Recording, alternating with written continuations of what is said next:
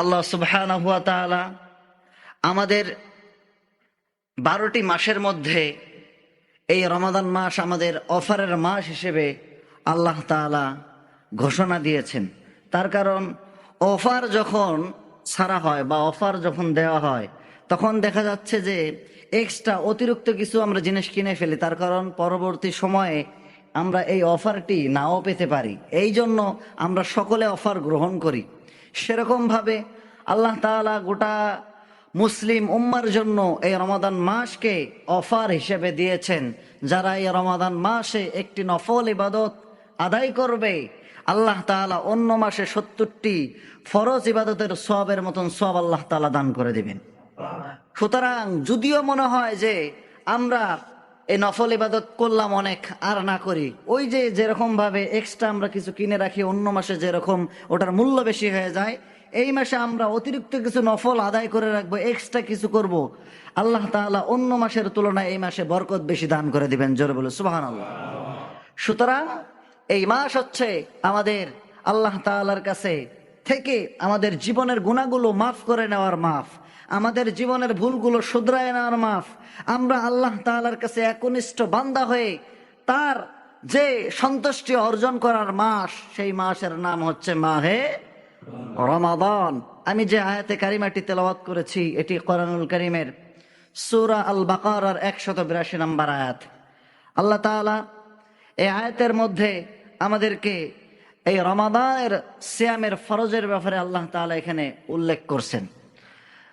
আল্লাহ তাআলা কোরআনুল কারীমের মধ্যে বলেন, ইয়া আইয়ুহাল্লাযীনা আমানু কুতিবা আলাইকুমুস সিয়াম কামা কুতিবা আলাল্লাযীনা মিন ক্বাবলিকুম লাআল্লাকুম তাত্তাকুন। আল্লাহ তাআলা বলেন, ওহে যারা ঈমান এনেছো, তোমাদেরকে আমি আল্লাহ তাআলা ইন্ডিকেট করে বলছি। আল্লাহ রাব্বুল আলামিন কিন্তু এখানে ইয়া আইয়ুহান নাস বলেন নাই, ইয়া আইয়ুহাল ইনসানও বলেন নাই। আমাদেরকে আল্লাহ তাআলা নির্দিষ্ট করে পৃথিবীর কোনো জাতিকে, কোনো গোত্রকে, কোনো মানুষকে আল্লাহ তাআলা ডাক দেন নাই। একটি জাতিকে ডাক দিয়েছেন যারা ঈমান এনেছে। কার উপরে? আল্লাহ তাআলার উপরে যারা ঈমান এনেছে। আল্লাহ তাআলা বলেন, আইয়ুহাল্লাযীনা আমানু, যারা ঈমান এনেছো আমি আল্লাহ তাআলার উপর, আমি আল্লাহ তাআলা তোমাদের উপরে একটি বিধান ফরজ করে দিচ্ছি। কুতিবা আলাইকুমুস সিয়াম, লিখিত আকারে আমি তোমার কথাগুলো, তোমার সিয়ামগুলো আমি আল্লাহ তাআলা লিপিবদ্ধ করে রেখেছি। কুতিবা লিখিত আকারে ফরজ করলাম। কুতিবা আলাইকুমুস সিয়াম, রমাদান মাসের রোজাকে আমি আল্লাহ তাআলা তোমাদের উপরে ফরজ করলাম। কামা কুতিবা আলাল্লাযীনা মিন ক্বাবলিকুম, যেমনি ভাবে তোমাদের পূর্ববর্তীদের উপরে আমি আল্লাহ রাব্বুল আলামিন এই রমাদান মাসের রোজাকে, এই সিয়ামকে আমি আল্লাহ তাআলা ফরজ করেছিলাম। কিসের জন্য আমি আল্লাহ তাআলা ফরজ করলাম? না খেয়ে থাকতে হবে, এই মালগুলো আল্লাহ তাআলার দরবারে ফেরেশতার মাধ্যমে পৌঁছায় দিবেন, এর জন্য নয়। আপনি না খেয়ে কষ্ট পাবেন, এই জন্য নয়। আল্লাহ তাআলা বলেন, বান্দারে কি কারণে একটি মাস সিয়াম সাধনার মাস আমি আল্লাহ তাআলা তোমাদের উপরে ফরজ করলাম?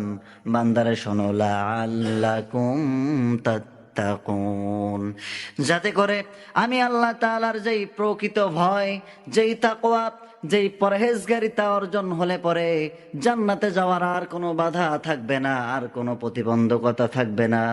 বান্দা, এই ভয়টি তৈরি করার জন্য আমি আল্লাহ তাআলা এই রমাদান মাসে তোমাদের উপরে রমজানকে ফরজ করে দিলাম।